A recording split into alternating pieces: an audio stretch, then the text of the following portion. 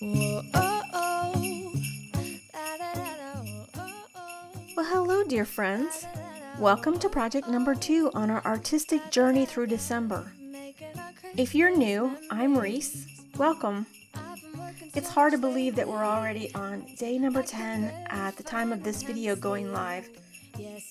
So today, as you can see, we're doing a very fun and happy, joyful, blissful Santa Claus. If you stay to the end, you'll get to see him all framed up and ready to decorate your home with holiday joy. Just like last week, I'm using just gouache, and I'm using my Strathmore mixed media paper. So getting started with Santa's face, hopefully you are not intimidated by skin colors, but if you are, please don't be. It's really not that hard. So I have a basic formula for my fair skin tones, which is basically the primary red, a touch of yellow, a touch of brown, and a whole lot of white. Occasionally I might use a touch of blue. And when I say touch, I literally mean a touch. And I usually just take the different paints and start mixing it up until I get the tone that I like. I will often set aside variations of those skin tones so I can provide a variation of the skin tone of itself, and that's what I did here.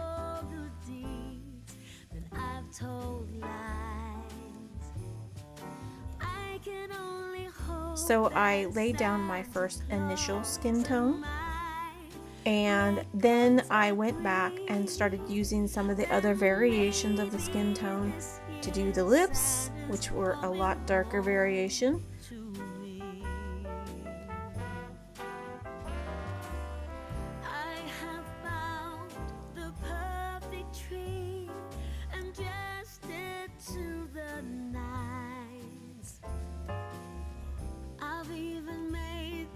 And then I chose more of the middle range of the skin tones for the cheeks and the nose, all to make him look nice and jolly. Santa's coming home to me.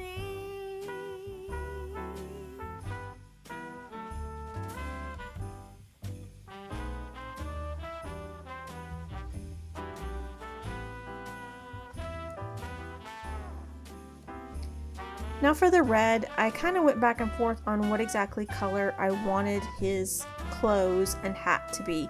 Traditionally, we know what color they should be.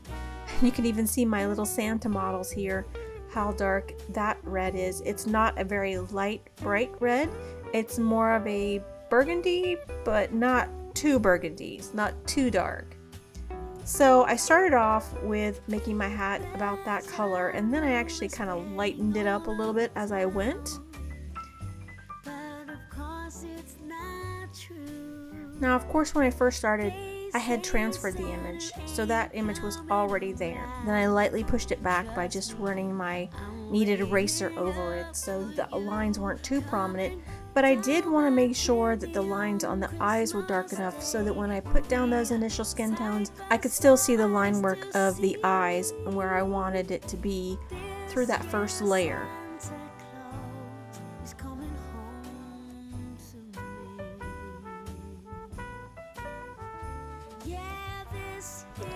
So here I am starting to put on all the various shades of red and building it up so it's a nice and consistent single shade.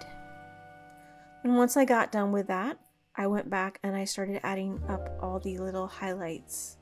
Now this particular painting doesn't have that many different colors. It's quite a limited palette. I'm using primary red, primary yellow, lots of white, a hint of blue, and some brown. And of course in the descriptions down below I will put in the reference for all of that. What I want to make sure I tell you is that especially when you're putting down such large areas of color, be very careful where you place your hand, because you can very easily put your hand or your sleeve into a large red area in this case, and then move it and completely destroy your work by laying your hand or sleeve down and making color be where you don't want it to be, and you can't save your image. So that's just a little recommendation, and I speak from experience, of course. Now, once all of the red area was completely dried, I was able to go back and mix a secondary light version of the red and just add some nice little light highlights to give the garment an accent.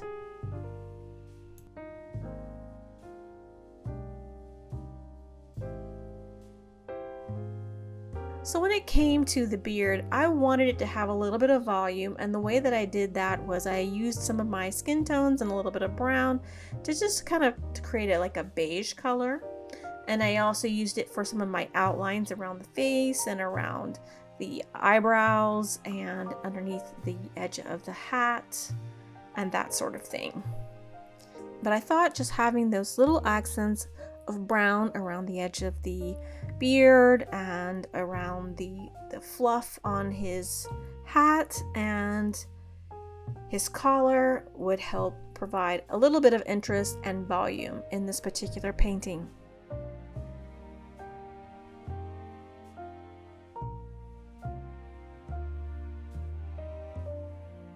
So the transfer for this image is available on my Patreon website, Reese Osborne Studios. I wanted to go over basically how it works. Now, if you don't know how Patreon works and you want to download the image, you just create an account and provide payment, and then you go to my Patreon page, which is also Reese Osborne Studios, and you sign up for Tier 1.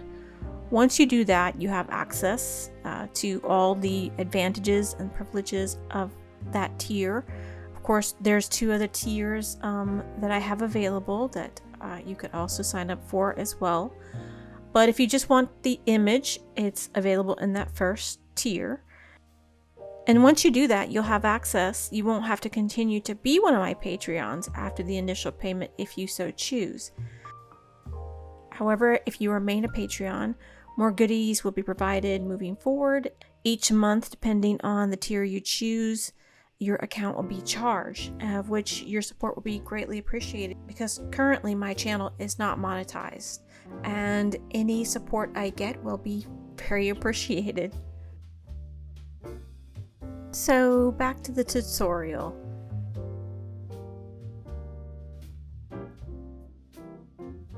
When it comes to outlines, I try not to go with straight black very often.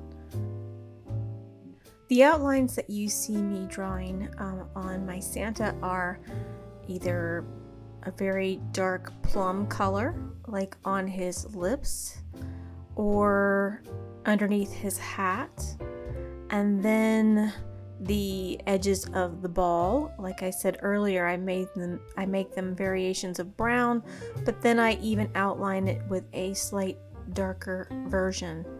And that even includes his eyes. When I did the final touches to the eyes, I'm going back in with a darker brown that's very similar to his skin tone.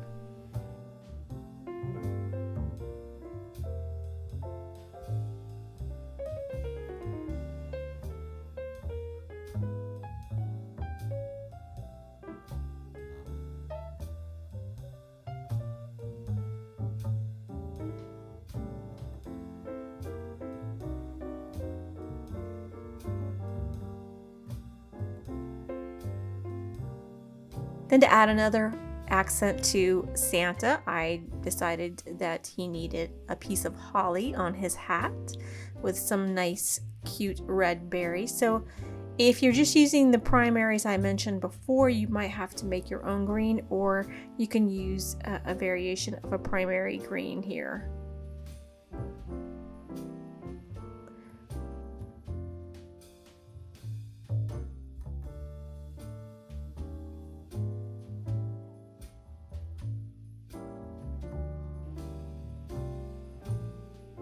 Then as things got drier, like around his lips, I wanted to make a small slight edge of skin tone where it separates actually the beard from his lips itself.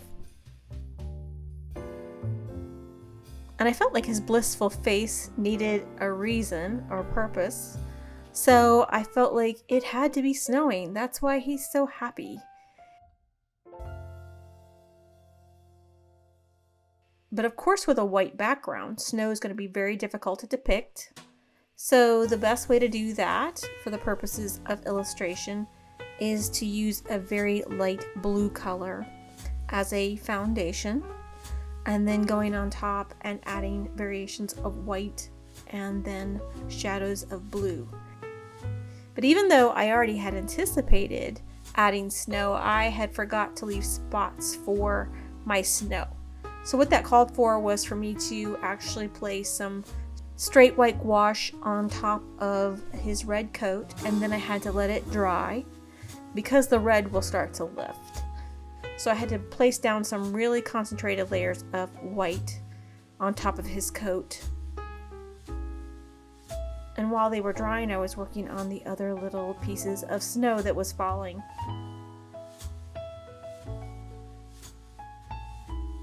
You don't need to necessarily place your snow exactly where I place my snow if you choose to paint this painting as well. But you might want to consider the placement of the snow, because it's very easy for things to get off balance visually. And even for my own purposes, I had to evaluate the number of little round balls of snow that I wanted to have in my painting, because initially I didn't have as many. So just visually I went back and decided to alter it slightly and add a few more smaller pieces of snow here and there.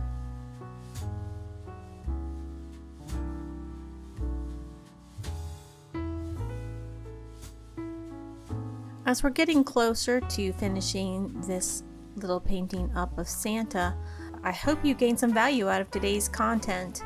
If you did, I hope that you will like today's video. And if you would like to, also subscribe, and you could ring the bell for notification. All those things continue to encourage me to make content, free content for all of you moving forward. In addition, if you'd like to comment, that would also really help, and let me know if you're going to actually do this Santa, or what you thought, or what you'd like to see moving forward.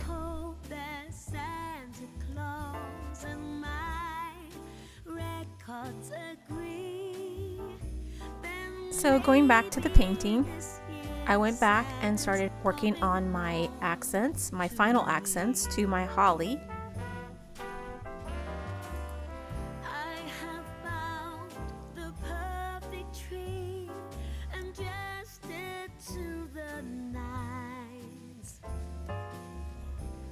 Then I added buttons to his coat.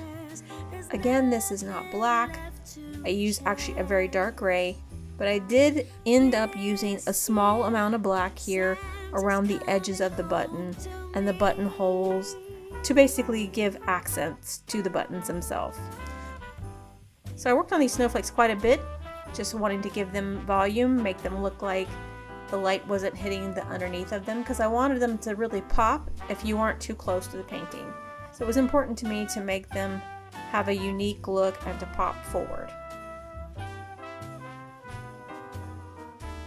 So as we're getting closer to our final touches on these little balls of snow, and we're wrapping up this painting, we're about to actually see the final reveal in its frame.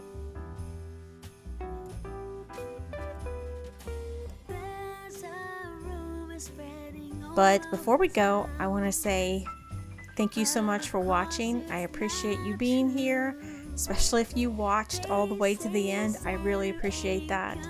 Again, hit like and subscribe, and I hope that you leave me a comment down below and tell me how you like Santa. Okay, there he is, all finished, ready to be framed. And are you ready?